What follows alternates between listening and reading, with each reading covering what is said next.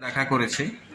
মূল বিষয় হচ্ছে 35 বেলোনিয়া বিধানসভা কেন্দ্রের শান্তিবাজারের অংশের ভেতরে যে 10টা বুথ সেখানে আছে, এখানে লাউগাং, গাদ্ধাং এবং বেতাকা।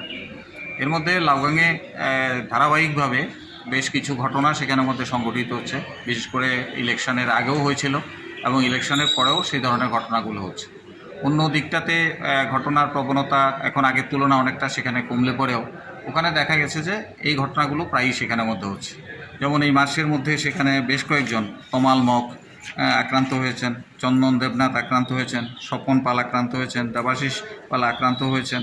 তারপরে বাড়িঘর মদন পাল, যোগেশ দাস এদের বাড়িঘর, কারোর দোকান ভাঙচুর করেছে। এই ঘটনাগুলো সেখানে সংঘটিত হয়েছে। আমরা অ্যাপিল রেখেছিলাম যে নির্বাচন শেষ, কাজেই এই ধরনের ঘটনাগুলো বন্ধ হওয়া উচিত। আমরা প্রশাসনকেও আমরা বলেছি এবং এর আগেও সর্বদলীয় মিটিং ছিল, যেখানে সব দলের প্রতিনিধিরাই সেখানের মধ্যে ছিল এবং সেই মিটিং থেকেই প্রশাসন এবং সব দল মিলে সিদ্ধান্ত হয়েছে যে আর কোনো ঘটনা যাতে না হয় তার জন্য সব দলই তার ভূমিকা সেখানে নেবে। কিন্তু ঘটনা কমেছে, আগের তুলনায় অনেকটা কমেছে, কিন্তু লাউগাংয়ের এই জায়গাটার ভেতরে এই ঘটনাগুলো সেখানে সংগঠিত হচ্ছে।